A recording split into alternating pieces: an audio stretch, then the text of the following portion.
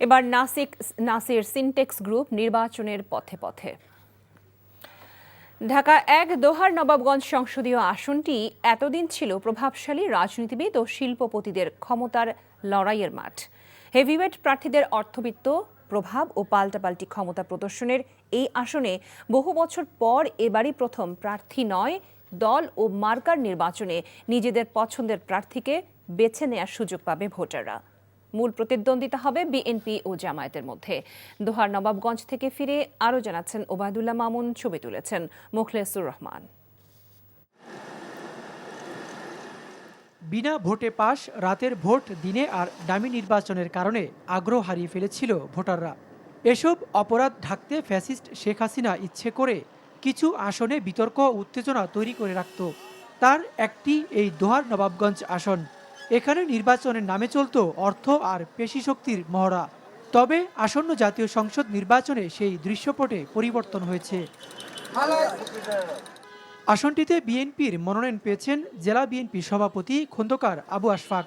তার প্রতিদ্বন্দ্বিতা করছেন জামায়াত প্রার্থী ও শিবিরের সাবেক secretary general barrister Nazrul Islam. এছাড়া মাঠে আছে এনসিপি ও ইসলামী আন্দোলন। বিএনপি সরাসরি প্রচারণা চালালেও কৌশলী জামায়াত। প্রার্থীরা নানা রকম বুলি ছড়ালেও দেখে শুনে এবার সিদ্ধান্ত নিতে চান ভোটাররা।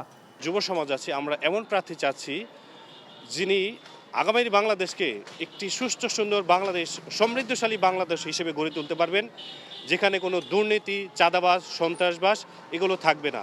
ভালো মনের একটা মানুষ চাই, ঠিক আছে, যে যাতে দিন সুষ্ঠু নির্বাচন হয়, যারা ইয়াং জেনারেশন আছে তারা যেন ভোটটা সুষ্ঠুভাবে দিতে পারে। দিনের ভোট রাত্রে হয়েছে সেটা সবাই জানে। আমার দাদা বা দাদি এরকম অনেকেই মারা গেছে 20 বছর আগে, 30 বছর আগে। ভোট কেন্দ্রে যায় দেখে যে সেও কবর থেকে এসে ভোট দিছে। আসনটিতে বেশিরভাগ সময়ই বিএনপি জয়ী হয়েছে, তাই অতীতের ধারাবাহিকতা এবারও বজায় থাকবে বলে মনে করছেন তারা। সাম্প্রদায়িক সম্প্রীতি বিশ্বাস করেন। সাম্প্রদায়িক সম্প্রীতি বাংলাদেশের নয় শুধু ঢাকা জেলা নয়, সারা বাংলাদেশেই এটা রক্ষা করার দায়িত্ব বাংলাদেশ জাতীয়তাবাদী দল যেভাবে করে থাকেন, অন্য কোনো দল সেভাবে করতে পারে না। এই ধরনের কর্মকাণ্ডের ফলে আমাদেরকে ভোট দিবে বলে আমাদের দৃঢ় বিশ্বাস। তবে স্বতন্ত্র প্রার্থী হিসেবে সাবেক যোগাযোগ মন্ত্রী ব্যারিস্টার নাজমুল হুদার মেয়ে অন্তর হুদা, প্রয়াত এমপি আব্দুল মান্নানের মেয়ে মেহনাজ মান্নান ও জাতীয় পার্টির সালমা ইসলামের নামও শোনা যাচ্ছে।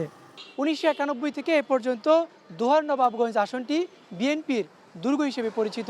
আসন্ন ত্রয়োদশ জাতীয় সংসদ নির্বাচনে স্বতন্ত্র প্রার্থীর অংশগ্রহণ এবং সংখ্যালঘু ভোট পাল্টে দিতে পারে ভোটের হিসেব নিকেশ। ওবায়দুল্লাহ মামুন, এনটিভি নিউজ, দোহার, ঢাকা।